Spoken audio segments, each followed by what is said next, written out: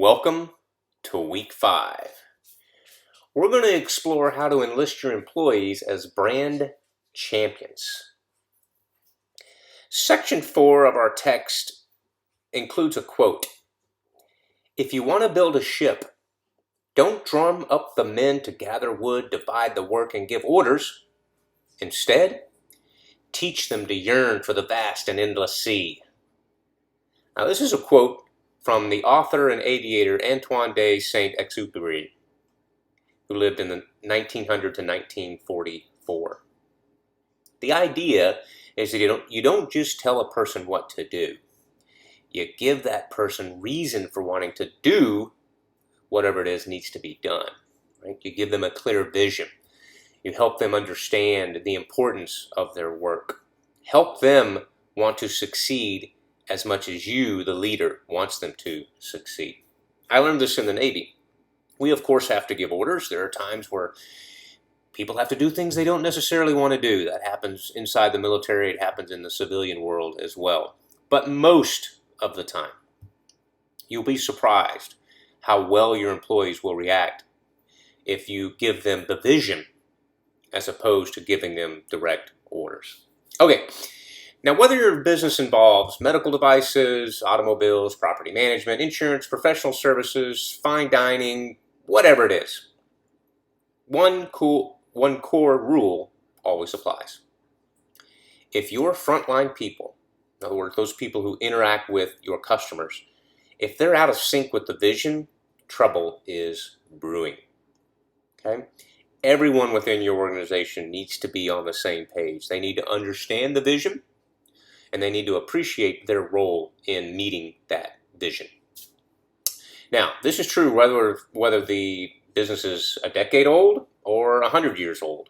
The continued success of any organization is dependent on employees comprehending and acting on its vision. Okay, the other text we're going to review, chapters 8 and 12 from Dewhurst and Fitzpatrick. I talk about how effective communicators seem to get similar things right on a regular basis, and I'm going to walk through these for you. First, they have a clear focus. In other words, they know what employee communication can achieve within the organization. They value employee communication. Secondly, they can translate that focus into the right role for themselves and for their teams. They know where they fit in the organization. Again, the value that they add to the organization. That role is supported by a set of consistently applied processes. I'm a former engineer, so I'm all about checklists and standard operating procedures, things like that. These processes help us. And that's true regardless of what type of communication, whether it's crisis communication, strategic communication, internal communication, which we're focused on in this term. All those things benefit from consistent applied processes. Effective communicators are connected networkers. They're collaborators. They know how to get along well with others within the organization. And of course, they take their professionalism and their competency seriously. It's probably one of the reasons you are in this program now is because you understand the benefit of a master's degree. You understand the value that your time and effort are going to be used, and you consider yourself a professional, a communication professional, or are seeking to be a communication professional. Okay. Now, don't forget, the ability to develop and work with a network of colleagues could be the most important thing for a successful communicator. I've never met a successful communicator who didn't get along with others. There are some jobs that don't really require you to get along with others. I harken back to my early days in the Navy when I was an engineer. There were some engineers who got along well with others. There were some who didn't. And quite frankly, it didn't make that much of a difference. As long as you knew what you were doing and you were a competent engineer, you could fix the engine or whatever your responsibility was. If you were an electrician or we had gas turbine systems technicians, as long as you could do that, we like to get along, but it's not necessary. That's not true in communication. We have to be able to get along with one another, collaboratively working with our coworkers. Now, in your text, Will Hutton wrote on page 244, quote, "If you want to be a trusted advisor to senior leaders, it helps to understand their world. So it's worth being aware of the backdrop to the current focus on purpose, as well as the pressures leaders can face and the balances they must strike when they work with it."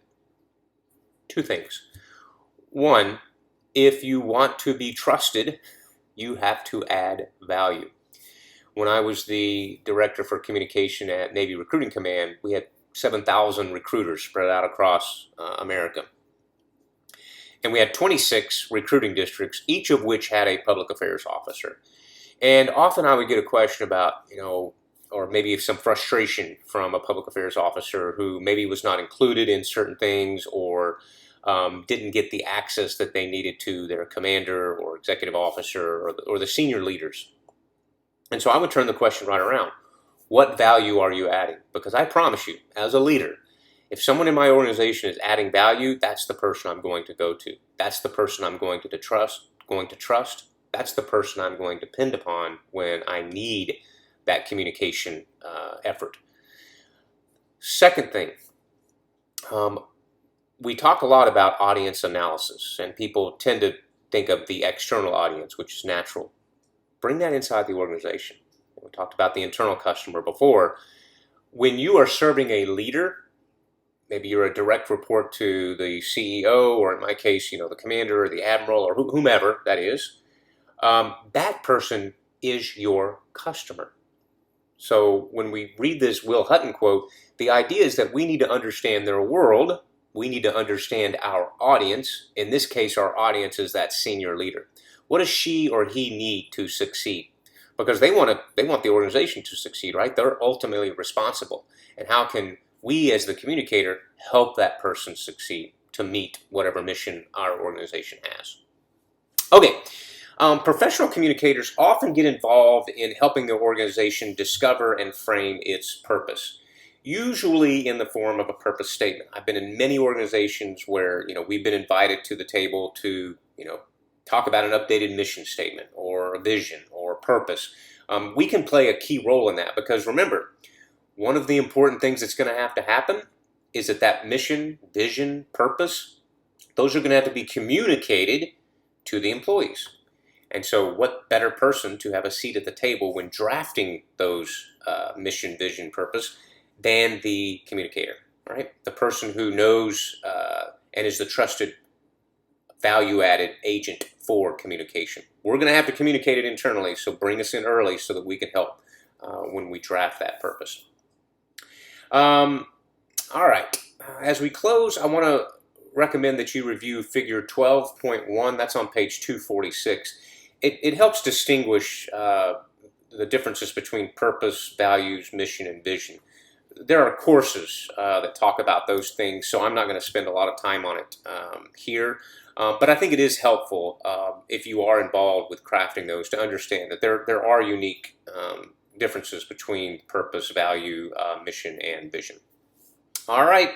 As always, stay ahead with those assignments. Continue to stay engaged in that discussion board and always enjoy your time of learning.